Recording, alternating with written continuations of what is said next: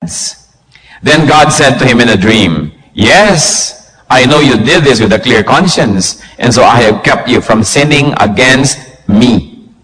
That is why I did not let you touch her. Now, return the man's wife, for he is a prophet, and he will pray for you, and you will live. But if you do not return her, you may be sure that you and all yours will die." Early the next morning, Abimelech summoned all his officials, and when he told them all that had happened, they were very much afraid. Then Abimelech called Abraham in and said, "What have you done to us? How have I wronged you that you have brought such great guilt upon me and my kingdom? You have done things to me that should not be done." And Abimelech asked Abraham, "What was your reason for doing this?" Abraham replied, "I said to myself, there is surely no fear of God in this place, and they will kill me because of my wife. Besides, she is really my sister, the daughter of my father, though not of my mother. And she became my wife. And when God had me wander from my father's household, I said to her, 'This is how you can show your love to me. Everywhere we go, say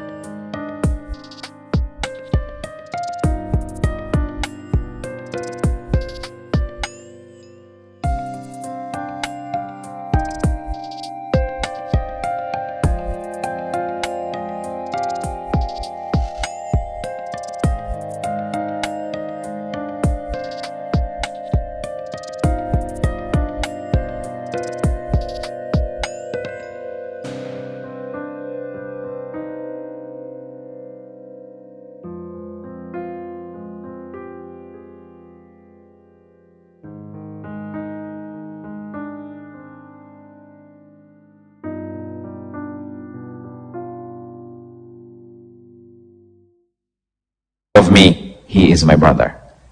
Then Abimelech brought sheep and cattle and male and female slaves and gave them to Abraham, and he returned Sarah, his wife, to him. And Abimelech said, "My land is before you, live wherever you like." To Sarah he said, "I am giving your brother 1,000 shekels of silver. This is to cover the offense against you before all who are with you. You are completely vindicated."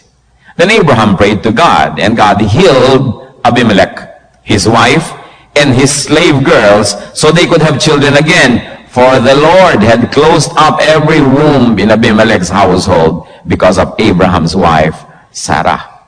And may the Lord add blessings to the reading of this very interesting story. Ito pong sa Abraham at si Sarah ay mag-asawa na naglalakbay-lakbay sa iba't ibang dako. Dinadala sila ni Lord dito, doon. Although an interesting and a cultural thing about their marriage is they are half brothers and sisters. At sa kanila noon ay hindi yun bawal nung panahon na yun. Ngayon, itong si Abraham natatakot na baka may magandahan sa kanyang asawa, patayin siya para makuha yung kanyang asawa. So sinasabi niya, kahit saan tayo magpunta, sabihin mo, kapatid mo ko ha, huwag sabihin asawa kita. At gano'n ang nangyari nung pumunta sila dito sa Gerar, nagandahan ang hari na si Abimelech. At sinabi ng kanyang mga tauhan, siguro meron pong bagong salta, maganda. Kunin. So kinuha. At mula noon, kutakot-takot na dilubyo ang nangyari sa kanyang buhay. When a married man womanizes, a very interesting thing happens. When a married man womanizes, he pays a very high price. Pag ang isang lalaking may asawa na, ang bababae pa na hindi niya asawa, nagbabayad siya ng mahal. Ano mga ibinabayad niya? Number 1, spiritually, may bayad. He pays spiritually. God was angered in this particular story, sa verse 3, but God came to Abimelech in a dream one night and said to him, "You are as good as dead because of the woman you have taken." She is a married woman. Ipinakadiin-diin ng Diyos sa kanya. Naku, sabi ganon, patay ka. Yang kinuha mong yan, may asawa na yan. Exodus 20 verse 7, one of the 10 commandments, you shall not covet your neighbor's wife. Hindi mo dapat pinagnanasaan ang asawa ng may asawa. Isinulat ang istoryang ito, hindi lang tayo para kwentuhan, kundi para tayo turuan because God is the same yesterday, today, and tomorrow. Any man who takes a woman, not his wife, especially if this woman is married to another man, is as good as dead. Ang Diyos mismo, nanaog na mula sa langit, lumabas na dito kay Abimelech through a dream, sapagkat siya'y bothered dito sa nangyayari. Same today. Hindi pa naman nagbababa ng moral standards ang Panginoon mula noon hanggang ngayon. For a man to take a married woman is horribly, grossly sinful. Why? Because a married man who takes another married woman, not his wife, sins against her. Nagkakasala ang lalaki na kumukuha ng isang babaeng hindi niya asawa, lalo't asawa ng iba. Nagkakasala siya unang-una sa babaeng yon. Leviticus 20 verse 10, if a man commits adultery with another man's wife, with the wife of his neighbor, both the adulterer and the adulteress must be put to death. Bakit hindi nyo masabi? Natatakot yata kayo. No? If a man commits adultery with another man's wife, binabato sila hanggang mamatay. Yun ang utos ng Diyos. Of course, through Christ, yun ay napalitan ng pamamaraan. Pero hindi lang naman sa physical na mamatay ang isang tao. Adulterers die many thousand deaths. Although they still physically live. Ano pa? Why is taking a married woman that's sinful? Because the man who does that also, he sins against her husband. Nagkasala siya doon sa babaeng kanyang kalaguyo, nagkakasala siya sa lalaking asawa ng babae na yon. Hebrews 13:4, marriage should be honored by all. By how many? By all. And the marriage bed kept pure. For God will judge the adulterer and all the sexually immoral. Hindi dapat dungisan ang higaan ng mag-asawa. Wala dapat na nakikialam, nanggugulo, nangihimasok, nagpaparumi noon. Bakit ganun pang kagrabing kasalanan? Yung kasalanan na yan, because the man who does that sins against her child or her children. Kung ang babaeng kinalaguyo niya ay may anak o mga anak, nagkakasala din siya sa mga batang yon. Sapagkat wawasakin niya ang tahanan na yon, maapektuhan yung mga bata na yon. And the man who does this also commits sin against her church, her camp. He sins, in fact, against God Himself. Sabi ng Lord kay Abimelech, oo nga, hindi mo nga alam, kaya nga binigyan pa kita ng grasya. Hindi ko pinayagang galawin mo siya. I did not permit you, sabi ni Lord, to sin against me.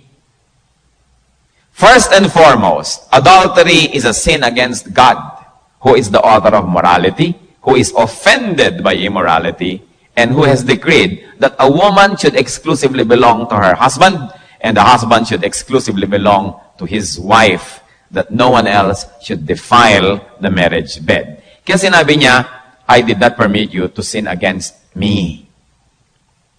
May mga tao naman kasi sabihin, payag naman siya eh. Oo nga, ang Diyos, payag ba? Payag naman ako, I don't mind. Oo nga, payag ka. Pero ang Diyos, sabihin, she doesn't mind. Okay lang sa kanya. Hindi naman daw siya nagigilty. Hindi lang naman siya ang involved. Hindi lang ikaw. Ang Diyos na lumikha sa ating lahat. And any man who commits adultery, first and foremost, does it against God who is in heaven. Ngayon, kung yung lalaking gumawa nito, siya mismo ay kasado rin, may kasal din siya, may asawa rin siya, lalong gumulo at nakahalo-halo ang balat sa tinalupan. If the man is himself married, he sins against his wife. Malakay 2:14, you ask why? It is because the Lord is acting as the witness between you and the wife of your youth. because you have broken faith with her, though she is your partner, the wife of your marriage covenant. The adulterous man, married man, is also sinning against his own child or children. A man cannot be unfaithful to his wife without hurting his own children in the process and in the end. Pag nagkahiwalay silang mag-asawa dahil doon, ang mga bata ang na-orphan, sila ang napapabayaan, sila ang nalilito, sila ang nalulugi. No adulterous man can do it without hurting his own children. And sometimes the pain, the wound is forever. And of course, this adulterous man also sins against his church and against God. Ang lalaking pananagutan. Ang isang act of indiscretion actually sets into motion a never-ending series of misery. May kasalanan ka sa kanya, sa iyong kapartner in crime, may kasalanan ka sa iyong tunay na partner, may kasalanan ka sa anak niya, may kasalanan ka sa anak mo, may kasalanan ka sa asawa niya, may kasalanan ka sa asawa mo, may kasalanan ka sa lipunan, sa church. Kaya sabi ni Lord kay Abimelech, you are as good as dead. Did you know that? And that is just the spiritual. There are still many other sufferings. The man who commits this adultery pays a high price socially. Kanina, spiritually. Ngayon, socially. He gets alienated from his wife, from his children, from his wife's social circle, and everyone else who is offended. Kaya ang nangyayari, ang isang lalaki na meron siyang kalaguyo, 2 o 3 ang kanyang social sphere. Iba yung kaibigan niya, na kaibigan ng mga asawa rin niya, nilang mag-asawa. Iba yung mga kaibigan niya, na kaibigan nilang magkalaguyo. At iba yung kaibigan niyang kanya lang. Hindi pwedeng paghalu-haluin sa isang party, sa isang kasalan, sa isang lamayan. Ang liit ng mundo, nagkikita-kita sila. Nagbubunggu-bungguan. Sobrang hindi matapos-tapos na misery. Pati mga innocent people around you nagsasuffer kasi kung bisita ka, hindi niya ma-invite yung asawa mo dahil dala-dala mo yung kulasisi mo. Kung nandun naman yung isa, hindi niya ma-invite siya. Ngayon nahihirapan ang gulo-gulong buhay. Socially, people pay a price. At yung mga anak, laging napapaaway. At lalo naman yung anak doon sa pagkakasala, napapaaway din, nakakantsawan ng kung sino-sino. You know, one of the most horrible things you can do to a person is anakin mo siya sa pagkakasala. Tapos dala-dala niya habang buhay yon. Ikaw ang naglagay doon, magulang, ng sitwasyon niya. Mabuti pang di siya sinilang. Well, kung nangyari na naman na tayo, panganak na nandiyan na tayo, the blood of Christ can cleanse us and can forgive the sin and can restore us. Pero, huwag nang dagdagan pa, huwag nang gumawa pa ng iba. Yung nandiyan na, pwede ang i-repair ni Lord. Basta tayo sumuko, nagpasakop, nagpalinis. And we can start all over again. Pero huwag nyo nang dagdagan pa ang mga anak sa pagkakasala. Huwag nyo nang damihan pa. What else? Married men who womanize pay a higher price emotionally. Why? Because fear nags. Mas naging ang fear kesa sa isang naging wife. Anong sabi ng verse 8? Early the next morning, Abimelech summoned all his officials, and when he told them all that had happened, they were very much afraid. Lahat sila madadamay. Yung takot na bisto, takot maparusahan, takot na magkaroon ng mga consequences. What else? Emotionally, guilt haunts. Mahirap na feeling yung fear, tapos guilt. Verse 9, Abimelech called Abraham in and said, "What have you done to us? How have I wronged you that you have brought such great guilt upon me and my kingdom?" Siyempre, may kasalanan si Abraham. Hindi niya inamin agad na asawa niya. Pero, mas may kasalanan naman itong isa, hindi naman niya kasi asawa, bakit niya gustong kunin? May asawa na nga siya at marami na ngang babae sa kanyang bahay, gusto pa niyang dagdagan ng dagdagan. Ang isa sa mga hirap ng isang nangangalo niya, one of the most great difficulties of an adulterer is that his heart gets divided. Paano mo hahatiin ang iyong puso at katawan tuwing Pasko? Iisa lang ang Noche Buena sa isang taon. So pabalik-balik. Iisa lang ang Valentine's Day. Iisa lang ang Medianoche. So pabalik-balik, palipat-lipat, hirap na hirap, lalo tayo kinukubli. At syempre, ang mga kerida, Pagka talagang lumaki na ang loob, nagdedemand na rin, may gana pa magselo sa tunay na asawa. Mga patamlay-tamlay pa pagka Valentine's. Bakit ako February 12? Dapat kasi February 31. Nakikipag-compete pa sa tunay na asawa, katitibay na mga sikmura. Lumalaki ang loob. Alam nyo kung sino nagpapalaki ng loob nun? Yung lalaki rin. Sa'yo lang naman kukuha yan ng clue kung paano siya magbe-behave eh. Kung inilalagay mo siya sa lugar, hindi naman lalaki ang ulo, pero nakakakita, pwede magpalusot, pwede na ako magselos-selos. Pagka iiwan mo na sa uuwi ka na yung mga patamlay-tamlay, kabagal-bagal magtimpla ng kape. Para mapansin, ba't ka matamlay? Kasi mamimiss kita. Sinalaki mo, sige, 30 minutes pa. Naku. Napakalungkot ng katotohanan. Pero malaki ang bayad emotionally. Kasi syempre, kahit naman lalaking gumagawa nito, may konsyensya rin, nagigilty rin. Dinadaan na lang sa dinadagdagan ng regalo sa asawa. Sa bagay, mabuti na yun, kaysa ninanakawan yung asawa at dinadala pa sa kabila. Extreme yan yung bola ng bola, bigay ng bigay. Actually, nagtatakip lang. No? Yun namang iba, kinukuha pa talaga, dinadala pa sa kabila. But, God is your opponent. Akala nyo ba pag ginagawa nyo yan, yung asawa ninyo ang inyong nalilinlang? Ang Diyos ang inyong pinipilit linlangin at di kayo magtatagumpay. Mentally speaking, malaki rin ang bayad. Because worry tortures. Nakaka-torture yun. Lalo na kung yung anak mo dun sa labas at itong anak mo dito sa loob, gustong pareho mag-aral sa Ateneo, malaki problema mo. Ini-interview pa naman ng mga Jesuita yung mga yan bago matanggapin. So, there's a lot of problem solving that happens, and you know that problem solving consumes you. And scheming, pag-isip ng mga paraan, drains you. Tingnan niyo to si David.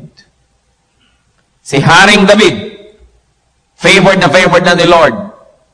May koleksyon na nga ng mga asawa. Hindi yun kahit kailan in-endorse sa Bible. Behavior lang niya yun. Personal niyang pananagutan. Nakita pa itong asawa ng may asawa, ipinakuha pa. At nung malaman na isa sa mga pinakamagigiting niyang sundalo yung asawa nun, nag-isip pa si David ng paraan kung paano papatayin yung asawa na yun. Sapagkat lagi niyang ipinakukuha itong babae pagka yung asawa nasa duty. Pagka nasa field, nasa misyon. Nagdalang tao si babae. Meron tayong problem, David. Sabi ko, ano yun? Buntis ako. Sige, alam mong ginawa ni David? Alam yung storya? Binigyan niya bigla ng rest and recreation si Uriah. Bigyan niya ng R&R. Para umuwi sa asawa at nang pagsumiping at yung babae ngayon buntis, wow! Ay, isang araw ka lang umuwi. Nagbuntis na ako and everything. Napakahusay na lalaki nitong si Uriah, napakatapat sa hari, napakatapat sa tungkulin. Nung ipinatawag ni David, hindi umuwi sa bahay niya. Natulog lang doon sa pinto ng palasyo kasama ng mga katulong ni David. At sabi sa kanya ni David, ba't ikaw uwi sa asawa mo? Uwi! Hindi ko po kayang gawin ang aking po mga kasamang sundalo'y nandun sa labanan. Hindi ko po kayang umuwi sa amin para magpasarap sa buhay, kumain ng masarap na pagkain at tumabi sa aking asawa. Napakadakilang pagkatao. Dapat sana si David bilang isang hari, binigyan niya yun ng medalya, binigyan niya yun ng kung ano-anong mga reward kasi ang husay maglingkod sa kanya, sa bayan at sa Diyos. Pero anong ginawa niya? Pangalawang gabi, nilasing. Hoping na pagka nalasing na, umuwi na uli sa asawa. Hindi pa rin umuwi. Bumalik na sa duty. Ano ngayon ang sasabihin nitong babae sa kanyang asawa? Alam mo, darling, ang lakas ng iyong mental telepathy. Dahil nagdadalang tao na Hindi naman ginalaw ng sariling asawa dahil sa kanyang pagtitimpi, dahil gusto niyang makiisa sa paghihirap ng mga ibang sundalo na nandun sa labanan. Anong yung ginawa ni David? Nagbigay ng utos dun sa commander. Pag may labanan, ilagay nyo dun sa harap at iwanin nyo para mapatay. At ganun ang naganap. Mula nun, ang karir ni David, bumaba na ng bumaba, ng bumaba, ng bumaba. Pagnanasa sa asawa ng may asawa. hindi yun nakaliligtas sa pansin ng Panginoon. Ano pa? What else does an adulterous husband pay? He pays a high price physically and materially. Of course, expenses escalate. Lumalaking gastos. Anong nangyari dito kay Abimelech? Abimelech brought sheep and cattle, male and female slaves, and gave land and 1,000 shekels of silver to Abraham. Para lang mapagtakpan, ayon sa kaugalian ng mga panahon na yon, ang kanyang pagkakamaling, buti na lang at hindi lubos na natuloy, pero malaki pa rin ang naging bayad niya. Eh kung ang mga asawa ngayon ang nahuhumaling dyan sa mga ganyan-ganyan, eh di kulang-kulang ang uwing sweldo. Pati hikaw ng asawa, ninanakaw, isinasangla para lang maibayad. Sa mga babaeng kumakata ng aray. Ako'y mahal mo, iwan mo ang asawa mo. Nang di magkatotoo, nang ibigin kita'y lasing lamang ako. Kinakantahan ng mga lalaki, si lalaki naman iniiwan ang asawa.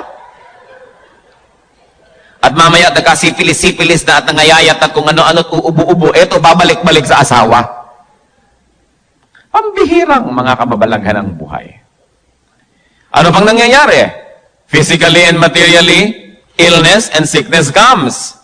Kaya sa verse 17, sinabi dito, matapos na iayos ang lahat, Abraham prayed to God, and God healed Abimelech. Ayun, nagkasakit. Wala pa nang nangyayari, nagkasakit na. Eh, paano kung may nangyari pa?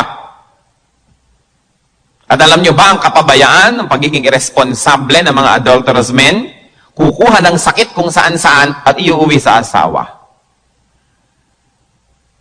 I was talking with one of the foremost, the best doctors in this country on sexually transmitted disease. At ang pinakamalaki niyang problema, pag meron siyang tinitreat na lalaking may sakit, tumigil na sa pangangalon niya, balik pa rin ang balik yung sakit. Paano pala nalagay na niya sa asawa niya? Eh, paano mo ngayon sasabihin sa asawa? Napakahirap, hirap na hirap yung doktor. Kaya kung minsan yung doktor, sinasabi niya, dalhin mo ang asawa mo dito, kailangan makure din natin siya kasi hindi ka naman talaga gagaling kung siya rin ay meron na pala. Eh, paano natin sasabihin? Lakas-lakas ng loob mong gumawa ng ganyan, punta ka na punta sa alibang-bang at mga kung ano-ano, pagkatapos ngayon hindi mo alam kung paano sasabihin. Ang pobre namang asawang babae, sasabihin ng doktor, alam mo, misis, baka na-infect ho kayo sa toilet bowl. Ang kawawang babae, siya pang nag-guilty. Siya pang akala siya ang naghawa sa kanyang asawa. Kaya ba naman ang ginagawa yan? Di ka ba kikilabutan to preserve their marriage? Eh, paano man sasabihin doon sa babae? Kaya ang pagbintangan na natin ni toilet bowl. Eh, di yung babae na naman ang may dala ng guilt na siya pa pala ang naging dahilan kung ba't naihawa pa niya yung asawa niya. Kawawang mga kababaihan. Dilemma. Sickness comes. Nung ipinalangin ni Abraham, gumaling ang sakit. Yung pala kasama talaga ang mga physical sakit sa kanyang mga bagay. Ang Diyos ang nagsasabi, magkasakit ka, ilalagyan ka. Hindi lang yon, death threatens. Because sabi ni Lord, pag hindi mo inayos yan, ikaw at lahat ng mga nasa sayong poder, mamamatay kayo. At tulad na sinabi ko kanina, ang kamatayan ngayon hindi lang physical. We die 1,000 deaths when these things happen. So kanina sabi natin, when a married man womanizes, he pays a higher price. Side A lang yon. Side B, when a married man womanizes, his wife pays a higher price. Verses 17 and 18, then Abraham prayed to God, and God healed Abimelech, his wife, and his slave girls, so they could have children again. For the Lord had closed up every womb in Abimelech's household because of Abraham's wife, Sarah. Nadamay ang babaeng kawawa. You know, Abimelech's wife got sick. And the sadder part is, she got sick without the fun. Kung yung husband na nagkasala, so hindi bale. Nagkaroon ka ng pasasaka naman, nagkaroon ka ng fun. Pero yung kawawang babae na hindi nagkaroon ng fun, nagkasakit pa. And this repeats today. This repeats. How many women suffer in silence? Napasahan sila ng asawa nila ng syphilis, napasahan sila ng gonorrhea, napasahan sila ng kung ano-ano. At ano bang nangyari sa asawa nito si Abimelech? Her womb and even her slave girls, damay din, were closed up. And today, stress can by itself render a woman barren. Yung nag-aalala ka, gabi na, wala pa. Alauna na ng umaga, wala pa. Nakakabaog yun. Mag-isip ka na mag-isip. Tapos alas 10 ng umaga, nag-aalala ka, nasa trabaho nga ba o wala? Dahil baka kung saan-saan pumupunta. Meron pa ngayong mga breakfast offer ang mga motel. May kasama pang pansit. So hindi mo na malaman, kahit anong oras, pwedeng magmilagro. Nasaan na, lalo yung mga nagta-duty pa, 2 araw, 3 araw na may sales call, may ganito at may ganon, hindi mo malaman kung anong mga kababalagan ang nangyayari. Men, be kind to your wives. Nakaka-torture ang mga iniisip ng mga yan. Kung ano-ano. So, this kind of unkindness happens even today.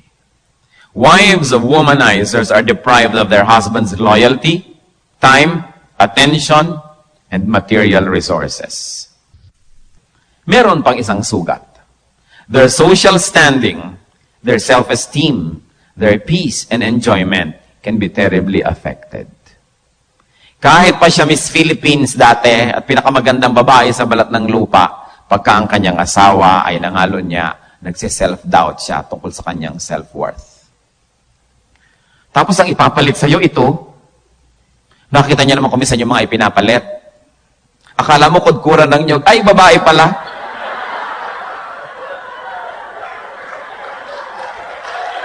Sasabihin ng babae, yung mga wives sasabihin, siya lang ay pinagpalit mo sa akin.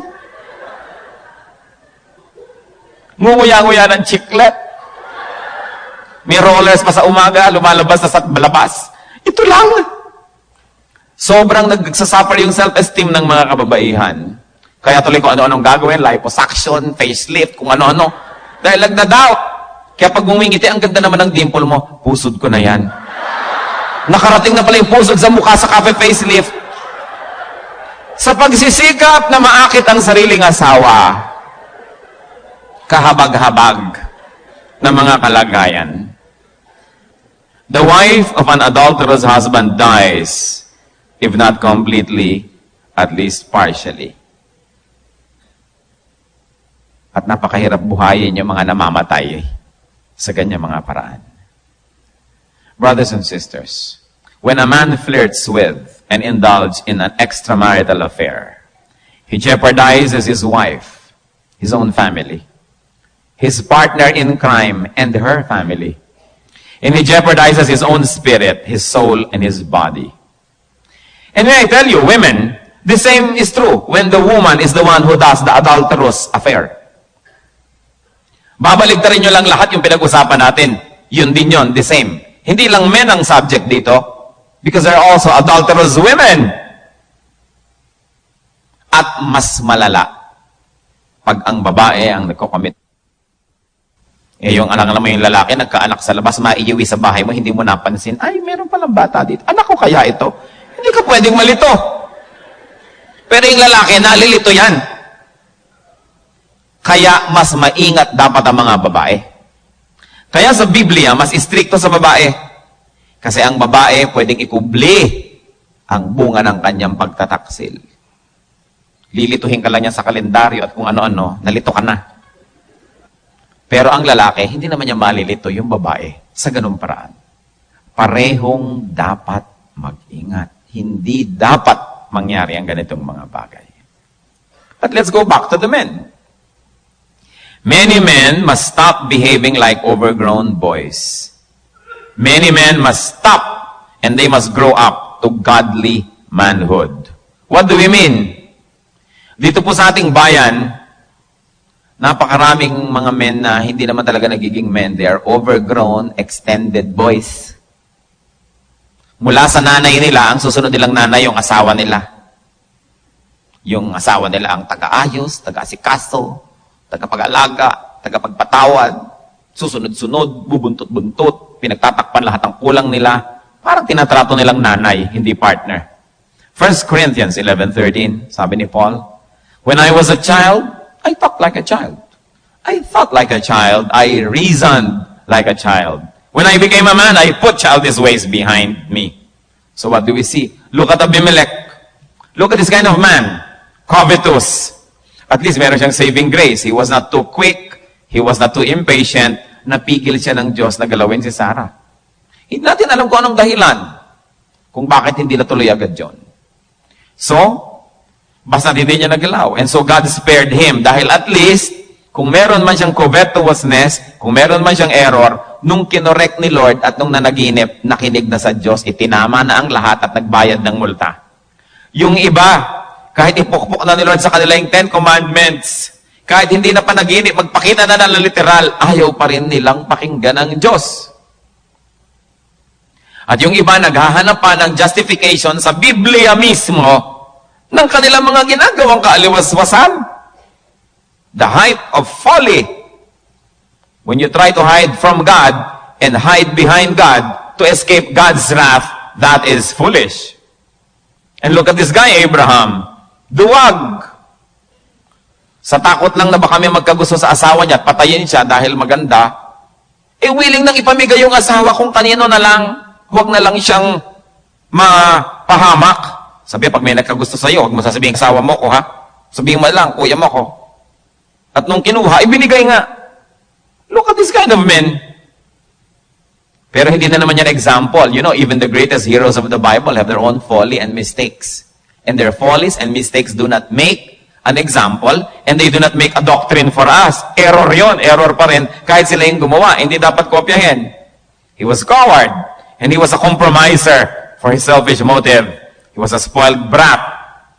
Nung hindi magkaroon ng anak ang sarili niyang asawa, eto, inanakan naman niya katulong. Kaya nagkagulo-gulo. Hanggang ngayon, nagkakagulo ang Israel at ang mga Arabo dahil dyan. Dahil yung naanakan niya is na nagiging mga ascendant na mga Arabs, ito naman sa kabila, mga Hudyo. Kaya hanggang ngayon, yan pa ang bunga nung kaguluhan ng pamilya ni Abraham. Hanggang ngayon, buong mundo nahahati sa gulo na yan. He even prejudged the people of Gerar. Sabi nung hari, ba't hindi mo naman sinabing asawa mo? Mukha ko kayong ungodly Mukhang walang godly dito, baka patayin niyo pa ako, kaya wag na lang. Pero, mas godly pa pala sa kanya yung ginudge niya. Dahil minsan lamang binigyan ng pahiwatig ng Diyos, nakinig na, nagbayad pa ng multa. Nakakahiya. Mas godly pa sa kanya si Abimelech. And it was only God's mercy and favor that saw this Abraham throughout his career as our father Abraham. But look at their wives. Look at their women folk. They carried the heavy burden of their husband's weaknesses. And is not the same true today in many homes? Lilikha ng kababalaghan ng kalalakihan, ang kababaihan ng kailangan magtakip. Hindi bibigyan ng sweldo dahil ibibigay dito sa kumakanta kung saan. Ang babae ang kailangan magtinda ng Tupperware, Avon, kung ano-ano, para lang makagawa ng paraan. Maglagay ng mga pahulugang hikaw, mga sari-sari store. Kaya sa atin, every other house may sari-sari store dahil every other wife is trying to make both ends meet. Gumagawa ng paraan. Napakadakila ng mga Pilipina. Pag tinitingnan mo, ang galing-galing nilang mga ina. Ang galing-galing ng mga asawa. Yung bang nakikita nyo, pag lalaki ang nagloloko, basta yung babae matino, buo pa rin ang tahanan. Pag yung babae ang gumawa ng aliwaswas, kita mo, sira lahat. Panghirap i-maintain. Napakalaki ng hawak ninyo, mga kababaihan, para ma-maintain ang kabutihan ng bawat pamilya. Pwede bang tumayo dito lahat ng mga mothers? Tumayo kayo, mothers. May mga anak kayong lalaki. May mga anak na lalaki. Sige, kahit babae anak nyo. Stand up, nandyan ng Diyos. Nakikita niya kayo. Yan. Mothers. May sasabihin ako sa inyo, I want you to stand up. And I want you to hear this well. Magpalaki kayo ng mga anak nyong lalaki na magiging mga mama, hindi mga extended totoy. Do not babysit your sons all the time.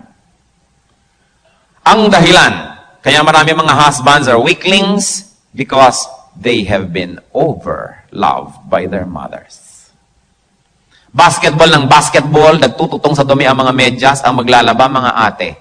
Bakit? Siya ba ang nag-basketball? Dadating na gutom yung ngayon, pawis na pawis, anong ulam? Pakakanin. Pagkakain, ligpitan na naman yung mga kapatid na babae o kayo. Stop doing that. Look at Mary, the mother of Jesus. Mga 50 minuto lang to, kaya manatili kayo nakatayo. Ha? Look at Mary. Nung dinala nila si Jesus sa temple, 12 years old. Nung nag-uwi na, walang nakapuna na wala pala si Jesus. Alam niyo ang storya? Because when they go to Jerusalem during that feast, hiwalay ang mga babae, hiwalay ang mga lalaki papunta. Nakikita lang sila paggabi para matulog, hiwalay uli habang naglalakad. Ilang araw na lakaran yun eh. Ang bata na lalaki, kasama ng kanyang ina. So kasama ng kababaihan yan. Pero, kita nyo nung pauwi na, isang maghapon na ang nakalipas, hindi pa namamalayan ni Mary na wala si Jesus. Kasi itinrato na niyang mama, hindi na niya kinaray-karay, hindi na niya hinawakan, hindi na niya kasama. Kasi mama na yun, dapat kasama na ng mga lalaki. Eh yun tatay, nalimutan niyang mama na ang anak niya. Akala niya siguro kasama ni Mary, kaya hindi niya kasama, okay lang. Si Mary naman, ang iniisip niya, kasama ng mga lalaki, kaya okay lang. Nung nagkita sila nung gabi, sabi, nasan si Jesus? Nasan? Wala ba sa'yo? Nagpanik ang dalawa. But she was a good mother. She was teaching her son to behave like a man. But the father was medyo negligent. Kwento siguro siya ng kwento, kasama ang kalalakihan, hindi niya inahanap yung lalaki niyang anak na dapat turuan niya. Mothers, do not babysit your sons. Train them so that they can be good husbands and good fathers. Will you do that? God bless you. You may sit down.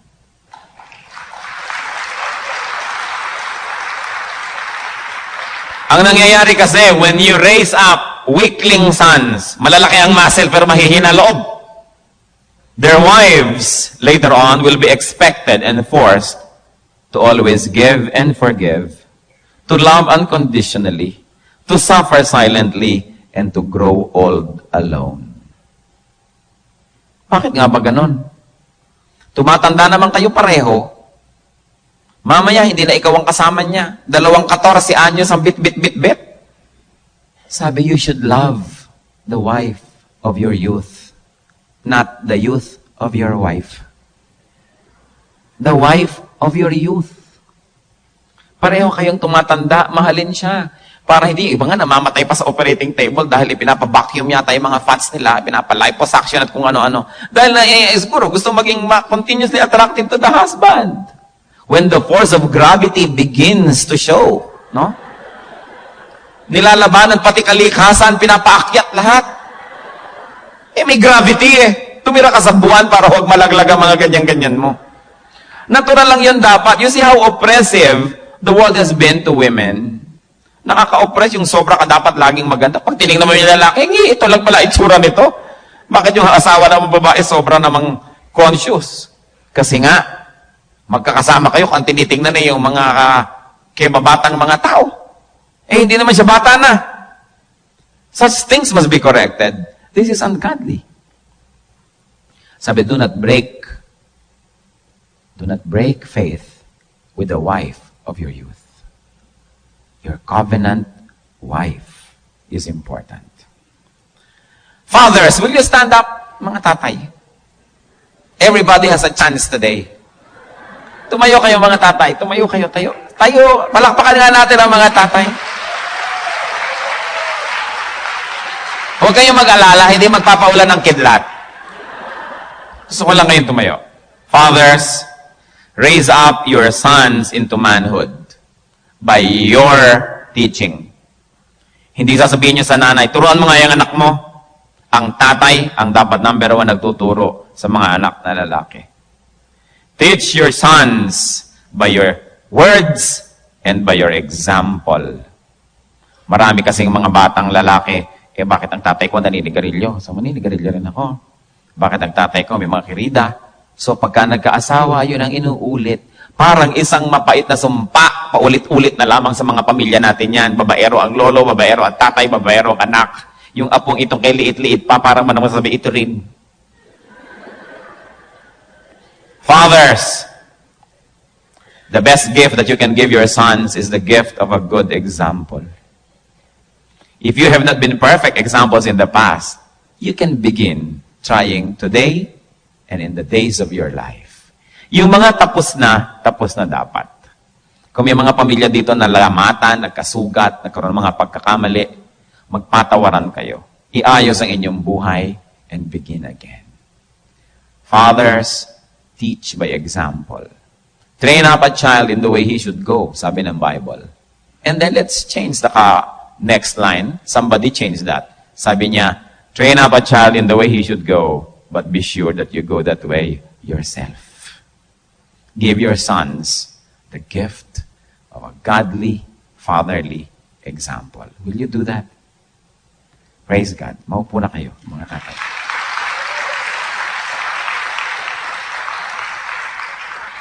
Mga anak, tumayo kayo. Babae at lalaki, na mga unmarried, magtayo ang kayong lahat. Sige, tayo. O, tayo mga anak. Basta anak, meron kayong magulang, di tumayo kayo, siyempre, na unmarried, mga anak. Mga anak, listen to me. Siguro ang mga magulang nyo have not been perfect examples. If they have been, praise God. But if not, forgive them.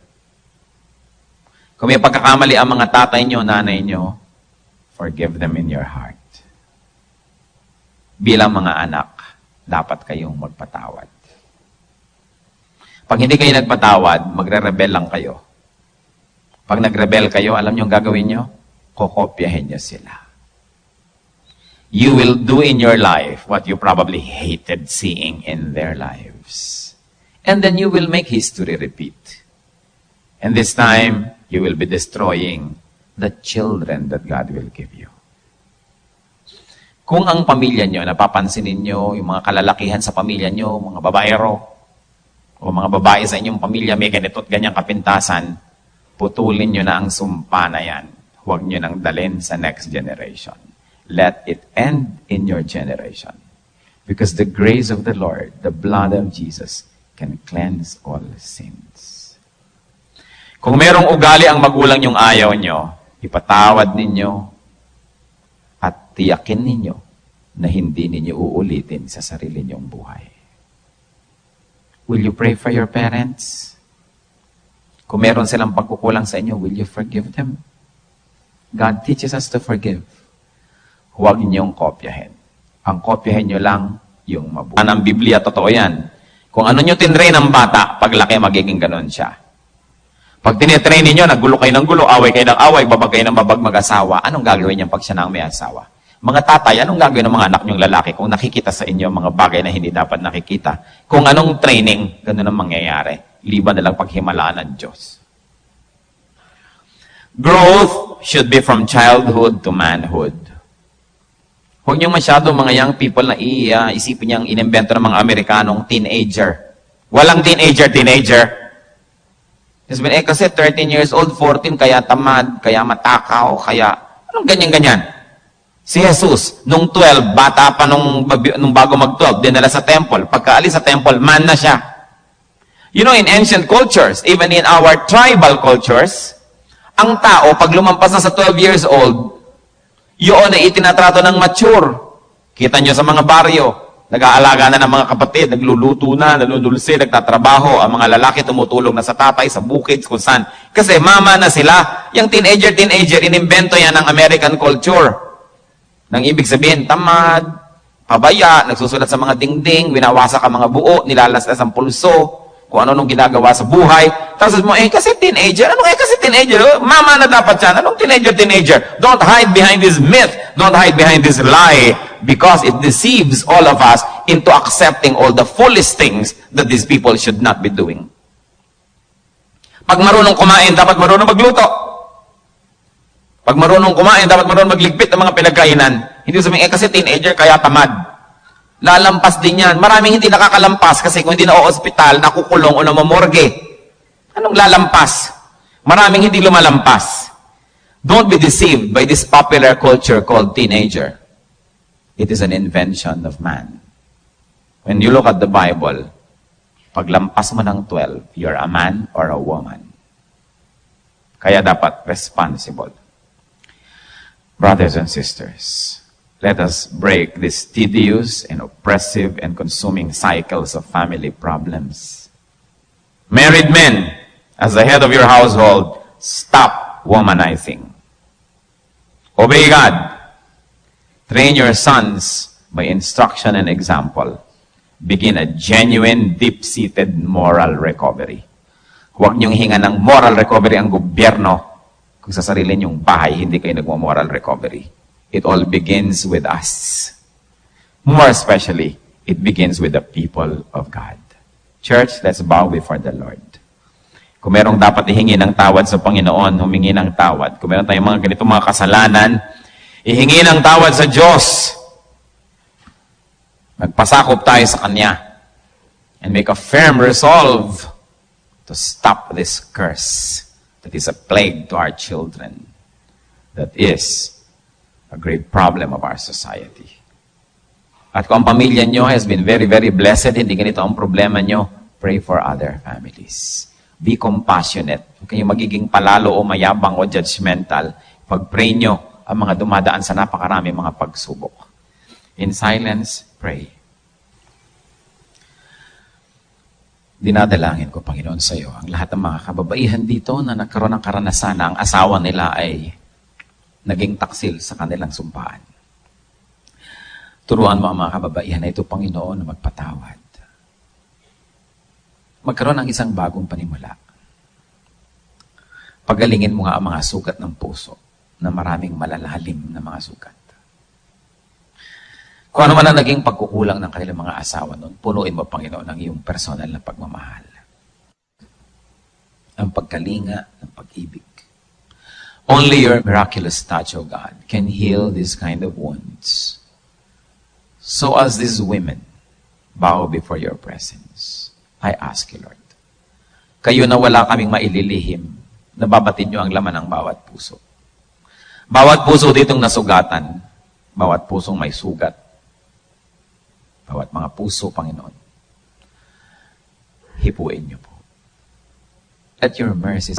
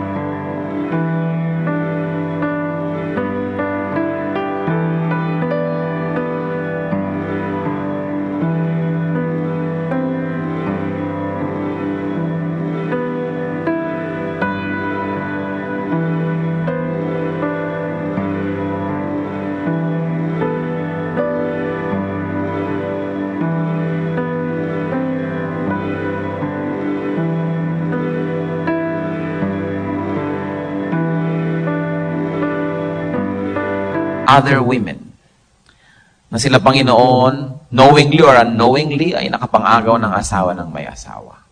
Sila man ay kahabagan mo. Sa kanilang paghingi ng tawad sa iyo, Panginoon, ay patatawarin mo rin. And may you also touch the wounds of their hearts and heal them. Knowing, O Lord, that in this very sinful world, all of us have become victims. Turuan mo kami, Lord, not to be judgmental. Teach us to be compassionate to these women. At ang dalangin ko, Panginoon, pag-ibayuhin niyo po ang inyong mga grasya, pagpapala sa kanila at sa kanilang mga anak. Dinadalangin ko rin, Panginoon, ang sino man na mga anak outside of wedlock. Isang mahirap na karanasan at kalagayan. But nothing is impossible with you. Humihingi kami, Lord, ng restoration in their lives. Knowing that you will not charge to them the sins of their fathers. But as they surrender to the Lord Jesus, they too will be covered by the blood of the Lord. Yun po, Panginoon, ang mga naging bunga